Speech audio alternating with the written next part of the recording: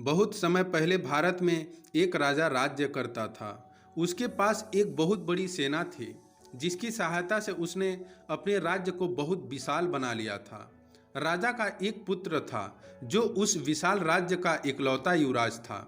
वह सोचता था कि जब वह राजा बनेगा तो अपने पिता की तरह अपने राज्य को और भी विशाल बनाएगा।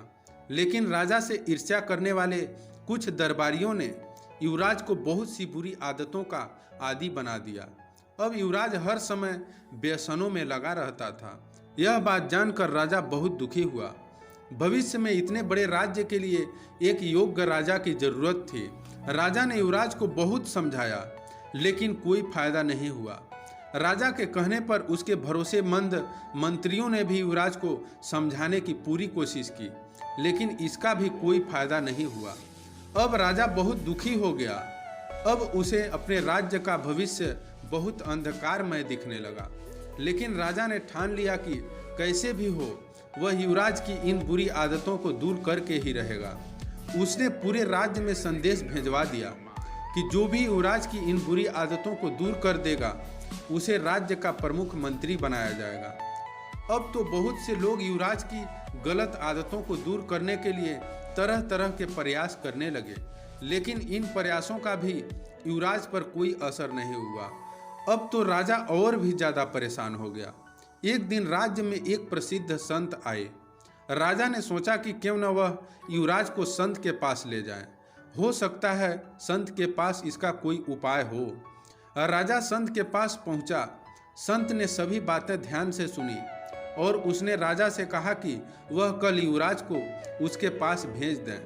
अगले दिन जब युवराज संत के पास पहुंचा तो उसने देखा कि संत ने वहां दो कच्ची सड़कें बनवा रखी थी और उसमें से एक सड़क पर उसने फूल बिछा रखे थे और दूसरी आने जाने वाली सड़क पर उसने बहुत से छोटे छोटे पत्थर बिछा रखे थे। यह देखकर युवराज ने पूछा, मुझे यहाँ क्यों बुलाया है और यह तुम क्या कर रहे हो?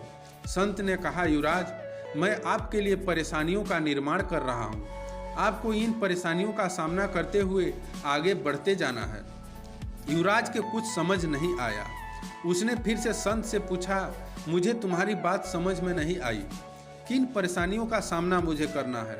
कहाँ है वह परेशानियाँ? पत्थरों वाली सड़क की ओर इशारा करते हुए संत ने उत्तर दिया, इस सड़क पर मैंने बहुत से पत्थर बिछा दिए हैं। यही पत्थर आपके लिए परेशानियाँ हैं, क्योंकि अब आपको अपने शाही जूते पहनकर इस पत्थर से भरी सड़क पर चलकर उसे पार करना है।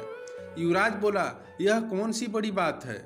इन पत्थरों से भरी सड़क को मैं अभी पार कर देता हूँ। युवराज शाही जूते पहनकर उस सड़क पर लड़खड़ाते हुए चलने लगा और कुछ ही समय में उसने पत्थरों से भरी हुई सड़क को पार कर लिया।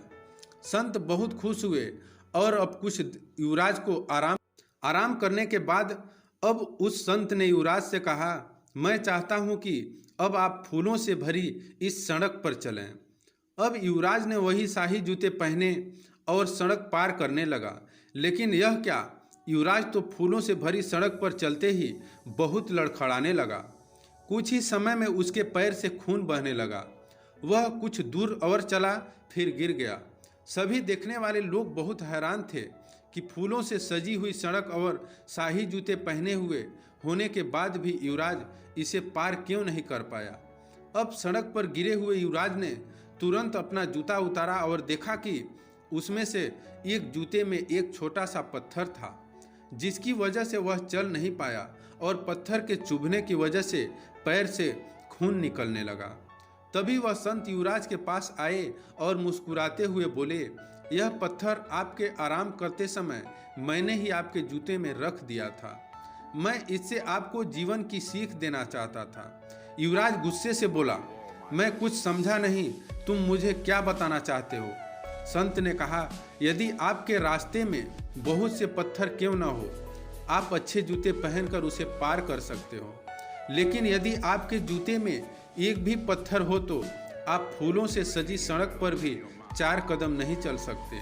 इसी प्रकार आप पत्थर रूपी बाहर की अनेकों परेशानियों का सामना कर सकते हैं, लेकिन आपके अंदर की एक भी बुरी आदत आपको जीवन में हार का सामना करा सकती है। यह बात युवराज के दिल को छू गई। अब वह समझ चुका था कि उसके अंदर की बुरी आदतें उसे कितना नुकसान पहुंचा सकती हैं। अब उसने निर्णय लिया कि वह अपनी सभी बुरी आदतों को छोड़ देगा और अपने पिता की तरह अपने राज्य को बढ़ाकर उसे सुख और शांति लाएगा।